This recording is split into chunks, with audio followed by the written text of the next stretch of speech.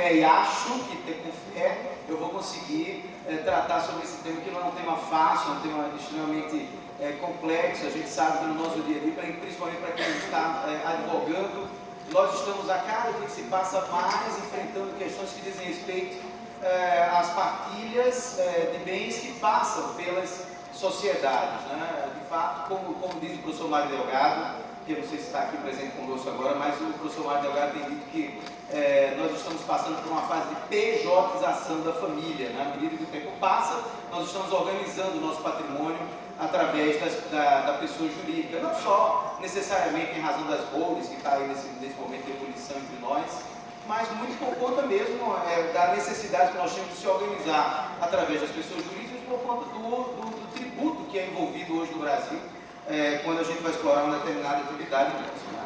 Em razão disso tudo, nós temos duas perguntas que são objeto aqui de nossa análise. A primeira, quais os principais pontos comprometidos na partilha de cotas e lucros de sociedade limitada? A segunda, se existe vulnerabilidade por parte do membro do casal sócio ou não sócio. Eu gostaria de fazer uma pequena consideração inicial aqui, até para deixar todos tranquilos. Nós temos que fazer um recorte aqui nessa explanação, caso contrário a gente vai ter uma série de dificuldades para tratar sobre outros assuntos que são importantes. Então aqui, para mim, só interessa levar em consideração as sociedades limitadas. Eu sei que isso já deixa todo mundo aliviado. Normalmente quem trabalha em direito de família não gosta de trabalhar com direito societário, porque a gente lembra daquela aula do professor de direito societário, que tratava de sociedade em conta de participação, sociedade em nome comandita simples, sociedade de corações, enfim, ninguém gosta disso, né? Então nós somos como aquela decisão que a gente toma para vir para a área jurídica. Não vou para a engenharia porque eu não gosto de matemática. Então nós vamos para a área de família, que a gente também não gosta de societária. E de fato aqui a minha análise é só em torno da sociedade limitada, e também só vou considerar o regime de comunhão parcial de bens, porque senão a gente vai ter uma séria complicação em torno dessa nossa temática. Vejam, eu também gostaria muito que vocês atentassem aqui para esse quadro que eu estou colocando agora. Normalmente, se a gente for colocar todas as nossas considerações num bojo comum, nós vamos ter dificuldade quando nós vamos analisar as sociedades do Brasil. Isso porque existem sociedades em que o cônjuge ou companheiro é sócio, e existem sociedades em que o cônjuge ou companheiro não é sócio, né? E para que vocês, de fato, consigam entender exatamente o que eu estou querendo dizer aqui, eu prefiro que, inclusive, vocês prestem bem atenção, porque, de fato, não é fácil. E depois eu vou colocar todos esses slides lá no meu Instagram, Direito Civil Brasileiro. Eu disponibilizo todos lá no Direito Civil Brasileiro, lá para as 18 horas, eu deixo isso tudo disponível. Mas vejam, nós temos sociedades em que o cônjuge é sócio e sociedade em que o cônjuge não é sócio. E também a gente precisa levar em consideração que existem sociedades que são operacionais efetivamente, como acontece, por exemplo, com o ramo do comércio, da indústria, da prestação de serviços, né?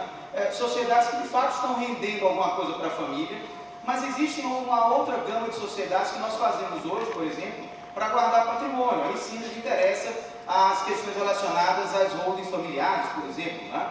Essas holdings familiares, na maior parte das vezes, elas são agregadores de patrimônio. Eu coloco todo o meu patrimônio que eu vou adquirindo ali ao longo da vida, e depois, logicamente, casado, vivendo em união estável, para organizar esse patrimônio ali dentro da holding.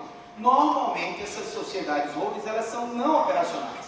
Elas não têm uma grande complexidade, normalmente não tem muitos empregados, aliás, não tem quase nenhum empregado, muitas vezes não precisa de nenhum empregado propriamente.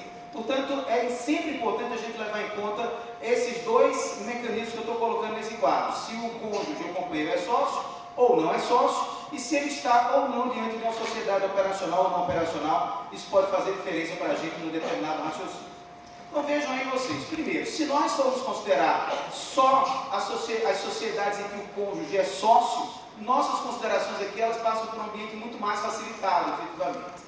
Por que mais facilitado? Porque o cônjuge já é sócio, ele tem direito de sócio, e na medida que ele tem direito de sócio, fica mais fácil ter acesso a determinados direitos mesmo, ou mesmo informações que estão lá dentro da sociedade. Por isso, é que nesse ponto número 1, eu estou afirmando que pode haver partilha de cotas, considerando, logicamente, os regimes de bens.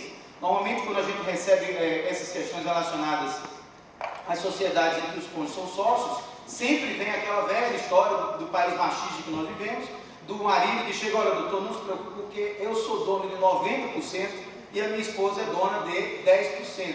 Mas qual é o regime de bens se você se encontra casado? No regime de comunhão parcial de bens, as cotas foram adquiridas ou foram constituídas durante o regime. Então, evidentemente que não adianta colocar 90% para um e 10% para outro, porque ambos são donos de 50%. Né? E claro que se houver a partilha, não há problema nenhum. Antes era 90-10, agora é 50-50, depois que for feita a partilha. Então isso vai mudar muito pouco. Por isso eu estou afirmando, nesse caso, que pode haver partilha de cotas sem nenhuma problemática. E pode haver também a distribuição de lucros. Se eu já sou sócio, sendo sócio, eu vou distribuir o lucro do jeito que eu quiser. Ambos membros do casal vão receber a distribuição de lucros, não há problema nenhum, inclusive com a influência do voto daquele que está participando da sociedade, né? Eventualmente. Né? Também o cônjuge, o companheiro, não terá direito necessariamente ao prolabore. Isso é uma discussão que é muito comum no dia de forense da gente. Né? A gente vê que ao invés de se pedir partilha de lucros, eventualmente, as pessoas vão discutir em torno do prolabore. Prolabore é um direito societário para quem está realizando alguma atividade econômica lá dentro da sociedade, alguma atividade de trabalho dentro da sociedade. Não necessariamente você vai receber o prolabore. Agora, pode ser que o prolabore esteja sendo usado para maquiar a distribuição de lucros. É claro que nessas circunstâncias você vai poder discutir se há ou não necessidade de pagamento de prolabore também. Né? Também eu estou trazendo esse ponto número 4 para dizer que a gente deve ter muito cuidado quando for fazer a constituição da sociedade em que ambos os cônjuges são sócios entre si. Porque não é incomum, é bastante comum que nós tenhamos uma sociedade, um contrato social, em que um dos cônjuges está dispensado de fazer a anuência na disposição do patrimônio. Claro que isso torna vulnerável aquele cônjuge que não está participando da cláusula restritiva. Né? Tanto é que eu acho, e já passando por esse ponto número 5 desse slide, que não havendo essa cláusula, e eventualmente o juiz, por exemplo, no caso concreto, analisar que aquela sociedade está sendo usada para fraudar o patrimônio, não há dúvida nenhuma que ele pode adotar medidas restritivas, como, por exemplo, ou bloquear o patrimônio, ou então dizer que o patrimônio só vai ser alienado mediante a participação de ambos os cônjuges. Né? Portanto, essas são circunstâncias que a gente deve levar em consideração quando o cônjuge ou companheiro é sócio. Mas essa era a parte mais fácil da nossa história. A parte difícil se dá com a outra circunstância, ou seja, o cônjuge ou companheiro não é sócio. Quando o cônjuge ou companheiro não é sócio, de fato a situação fica um pouco mais complicada e, de modo geral, ela é resolvida a partir do artigo 1027 do nosso Código Civil. Esse artigo diz que os herdeiros do cônjuge, de sócio, ou, e aí a parte que nos interessa aqui, o cônjuge do que se separou judicialmente, não pode exigir desde logo a parte que lhes couber na cota social, mas concorrer à divisão periódica dos lucros até que se liquide a sociedade. Esse artigo é um artigo importantíssimo nessa matéria que nós estamos tratando aqui. Vocês vejam que ele é riquíssimo, em poucas palavras ele é um artigo muito rico, porque ele fala do cônjuge que se separou judicialmente. Na verdade, a gente já sabe que o nosso STJ uniformizou o entendimento no sentido de que o equivale mesmo, de fato, quando se encerra a sociedade conjugal, exatamente o momento da separação de fato. Portanto, a gente não considera o que está dito aí em razão do avanço da própria jurisprudência do STJ, né? E vejam que ele está vedando a entrada do cônjuge não sócio na sociedade. Isso é um ponto que também é importante para a gente na leitura desse artigo 1027. E vejam que, ao lado do artigo 1027, que trata, na verdade, de direito societário no Brasil, há necessidade também de nós analisarmos aí as questões relacionadas ao direito de família. E há um artigo do Código Civil, que é o artigo 1660, que trata do regime de comunhão parcial de bens. Como eu disse, eu vou só me restringir a esse regime, que diz no inciso 5º que os frutos dos bens comuns ou dos bens particulares, isso assusta muita gente desprevenida, acaba tomando um susto na prática com esse inciso 5º, né? Ou dos bens particulares de cada cônjuge, percebido na constância do casamento, eles entram na comunhão, ou seja, os lucros da sociedade, ainda que as cotas tenham sido constituídas antes de começar o casamento, eles também entram na partilha quando houver necessidade de se considerar a partilha de cotas eventualmente. Esse é um dado que, de fato, chama muita atenção da gente e a gente passa meio que desapercebido. E muitas vezes, os cônjuges, quando noivos, quando vão se decidir casar, acham que pelo fato do bem já existir antes, o rendimento desses bens não vão entrar na partilha futura e vão, como a gente pode ver ali, no inciso 5º do artigo 1660. Agora, o que é que o artigo 1027 quer dizer mesmo? Como eu disse para vocês ainda agora há pouco. A lei não assegura o ingresso de cônjuge não sócio na sociedade.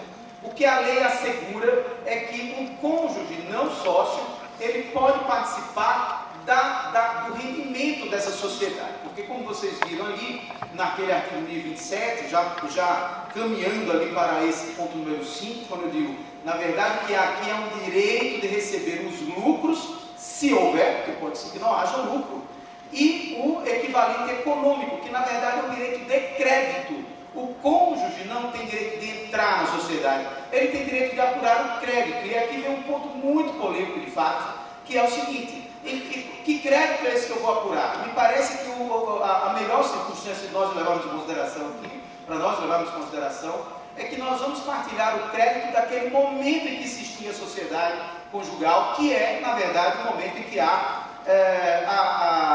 a separação de fato do casal. É ali que nós precisamos fazer uma fotografia da sociedade. Essa fotografia da sociedade, ela vai se converter num crédito. E é a esse crédito que o cônjuge passa a ter direito. Aí vem uma questão importantíssima. Se vocês pararem para ver aqui um pouquinho melhor, eu vou voltar só um pouquinho aqui, acabei passando aqui, mas enfim. E era importante que vocês vissem aquele ponto final, mas eu acabei passando, voltando e não voltou. Mas o fato é o seguinte, é que nós precisamos ver lá, que nesse artigo 27 do Código Civil, que eu tenho ele aqui, ele diz que o cônjuge vai concorrer à divisão periódica dos lucros até que se extinga a sociedade. Deixa eu ver se eu consigo voltar aqui. Estou conseguindo voltar aqui, mas vamos lá. Até que se extinga a sociedade. E em que momento se extingue a sociedade? Bom, quando alguém vai pedir essa dissolução. Mas o grande lance é que eu também não posso ficar o tempo todo à mercê de um ou outro para fazer a extinção da sociedade, como vocês podem ver aí nesse artigo 1027. O que implica dizer que eu particularmente acho que enquanto não for pago aquele direito de crédito ao qual eu me referi, neste número 5 que nós estamos, no número 6 que nós estamos tratando aqui ainda agora há pouco, enquanto não houver esse pagamento, na verdade o cônjuge vai continuar recebendo os lucros da sociedade até que haja efetivamente esse pagamento, né? E mesmo que ultrapasse, aqui é outro ponto polêmico, mesmo que se ultrapasse o tamanho do crédito que eu tinha, o problema é daquele cônjuge, na verdade pode surgir aqui um grande conflito, né? O problema é daquele cônjuge que está mais interessado em extinguir ou não a sociedade. Se eu estou querendo não pagar os dividendos, então corra para fazer a dissolução. Por outro lado, o outro pode estar querendo adiar a dissolução, justamente para continuar recebendo os dividendos que a sociedade pode lhe dar, em razão do artigo 1027 do Código Civil. Esse é um ponto polêmico também, e que sempre requer uma melhor análise em cada caso concreto.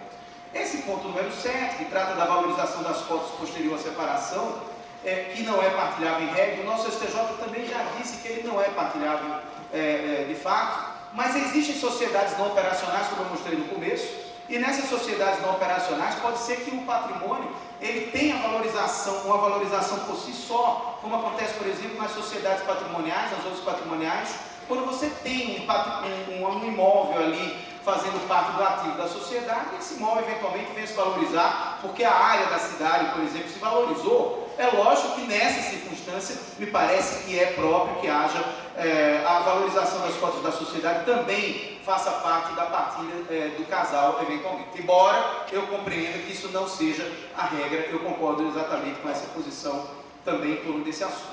Para nós encerrarmos, que eu estou vendo aqui que o meu tempo já está aqui se esgotando rapidamente, existe um ponto que sempre é importante a gente levar em consideração, que é uma confusão muito grande do ponto de vista prático, e principalmente quando está se litigando nos processos em torno desse assunto, que é não se compreender que o lucro de uma sociedade não é dos sócios propriamente.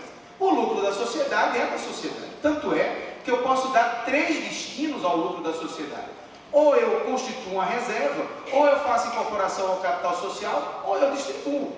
Claro que só é partilhado o lucro que está distribuído. Aí você pode perguntar, mas e se o marido ou a esposa que estiver lá no comando da sociedade não fizer a distribuição de lucros para prejudicar o cônjuge? O que é que nós vamos fazer? Não há problema nenhum, porque se nós vamos apurar o que tem de ativo e de passivo na sociedade, é claro que o lucro que está lá dentro vai ser considerado como ativo. E como ativo que vai ser levado em conta para a valorização das cotas para a partilha no final de tudo. Isso também é um dado que é bastante relevante para a gente levar em consideração. Claro que, uma vez distribuído, esse lucro não é mais da sociedade e sim do sócio propriamente. Por ocasião da dissolução do casamento ou da união estável, o lucro pode não ter sido ainda distribuído. E há aqui uma grande indagação, um ponto controvertido demais. O que é que nós vamos fazer com esse lucro que não foi distribuído ainda, se o próprio Código Civil, no inciso 5º do artigo 1660, ele está dizendo que os frutos pendentes também são partilhados, né? Na verdade, eu acho que aqui o ponto é menos problemático, porque como o lucro está lá dentro da sociedade, e como ele é um ativo da sociedade, isso vai ser considerado por ocasião do balanço especial, que vai ser feito para aquela época da separação de fato do casal, e lógico que isso vai ser pago no futuro, mediante correção monetária, enfim, o valor que seja correto mesmo lá, desde o começo, e não me parece que isso seja um grande problema do ponto de vista prático. Eu acho que a gente não deve estar preocupado com isso, de modo geral. Para nós encerrarmos, porque realmente o meu tempo já está aqui no finalzinho, eu estou morrendo de medo de apagar a luz, confesso a vocês, vejam, se você me perguntar, se a pergunta foi aquela que foi colocada no começo, existe vulnerabilidade por parte do cônjuge não sócio. Claro que o cônjuge não sócio sofre mais, mas a gente também não pode evitar isso. Essas pessoas se organizam em sociedade. O cônjuge não sócio, ele tem mais vulnerabilidade do que aquele cônjuge que é sócio. Claro que o cônjuge que é sócio também pode, eventualmente, estar vulnerável, caso não esteja participando das atividades da sociedade, não esteja ali também tendo que assinar documentos que digam respeito à disponibilidade, à disposição patrimonial, isso também gera vulnerabilidade por parte do cônjuge. Então, na verdade, isso diz respeito ao nosso cuidado no começo de todos os ajustes societários que eventualmente venham a ser feitos entre cônjuges, né? Também é importante a gente lembrar que existem precedentes que admitem a regularidade de alterações societárias que não precisam da anuência do cônjuge. E como não precisam da anuência do cônjuge, claro que todos os nossos precedentes caminham no sentido de dizer que as alterações societárias elas são realizadas regularmente, e mesmo que causem algum tipo de prejuízo para o cônjuge tem que ingressar com ações de indenização e não propriamente com discussões em torno de direito de família ou mesmo em torno de direito societário, né? E aqui uma das grandes discussões que nós temos desse tema, até uso essa palavra, a aplicação do direito societário prevalece em regra sobre o direito de família, não é propriamente o fato de prevalecer ou não, mas a gente tem que aprender a, de fato, trabalhar com o direito societário também no âmbito da família.